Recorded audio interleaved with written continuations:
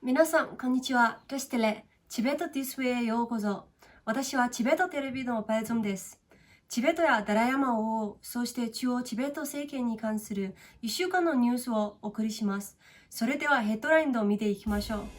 ダライラマ王が警察における共感と思いやりについて講演。チベットハウスアメリカにダライラマ王が特別ビデオメッセージ。懲役13年の刑を中国により宣告されたチベット人について服役後7年が経過してからニュースとして浮上。チベット自治区ディルクンの刑務所において負傷したチベット人ツアーガイドが死亡。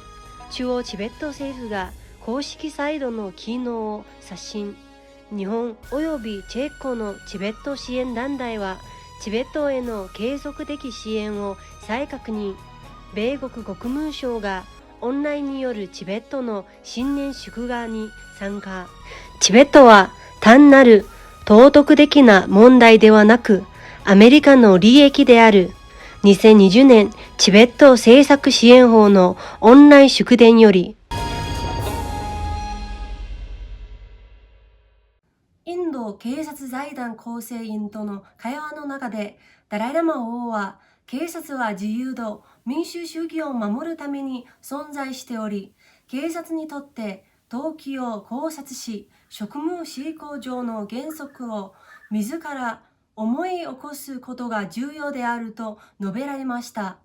ダライラマ王は国旗を防衛するインド軍を称賛した上で、インド軍は国土のみならず国土において発展した価値観や文化も保護していると述べられました。India, as I mentioned earlier,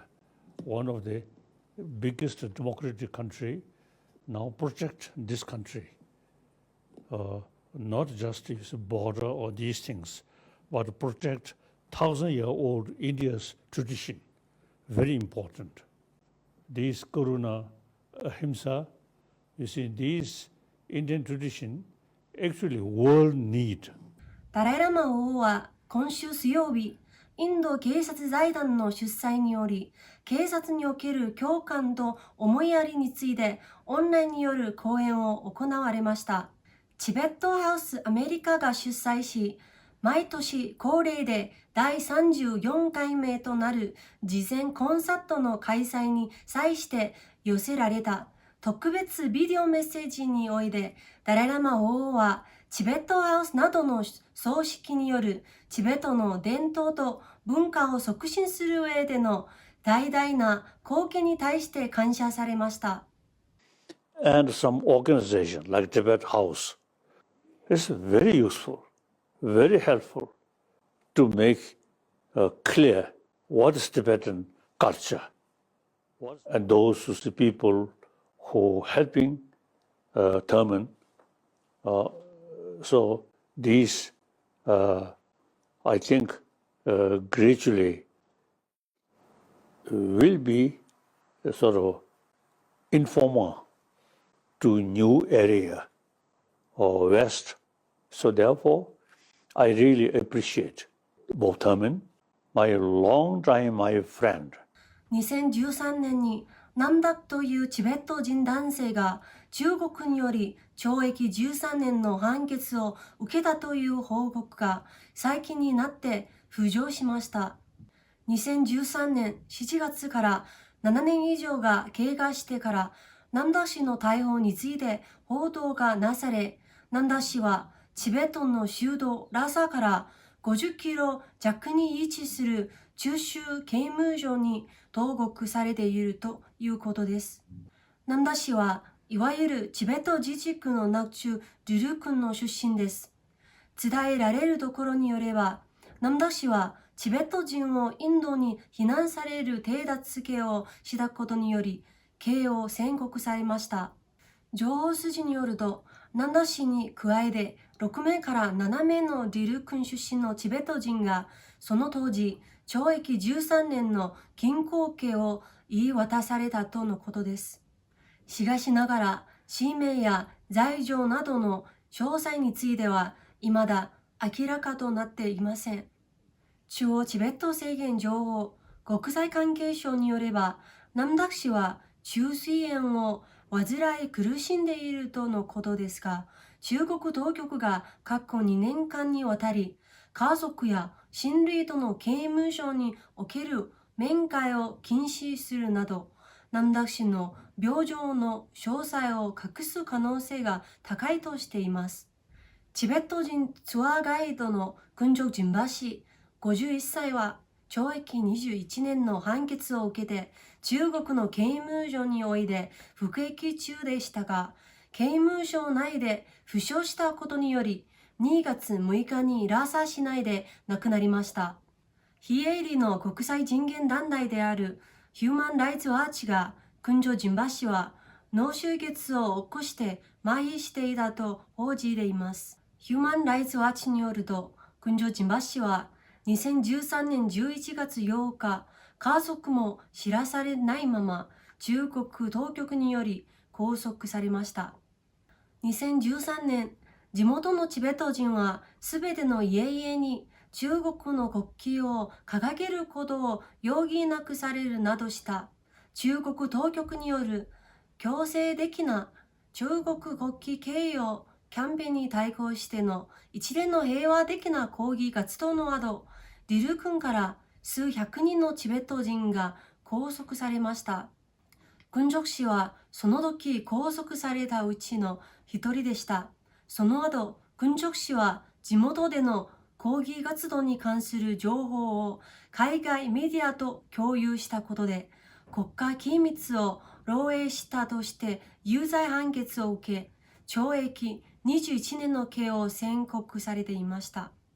チベットの新年を迎えるに際して、中央チベット政権はチベット語、英語、中国語、そしてヒンディー語による公式サイト、チベットネットを刷新しました。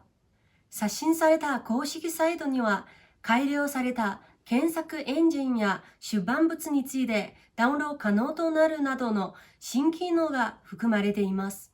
また、新たに追加された機能には、中央チベット政権へのオンラインツアーが含まれています。日本とチェコ共和国のチベット支援団体は、チベットに対する継続的な支援について再確認するとともに、2020年、チベット政策支援法を成立されたアメリカに対して感謝の意を表しました。日本では、10人の主要なチベット支援団体とチベット仏教学習センターの代表者らがウェビナーによる会議に参加しました。会議では中国政府による日本の島々への侵入行為に対して反対するとともに、チベットへの人権侵害を終わらせるように迫る議論が繰り広げられました。チベット支援の目的として、チェコの議会連盟は声明の中でチベットの人々が中道政策により提案された真の自治が強要されるまで支援し続けることを保証しました。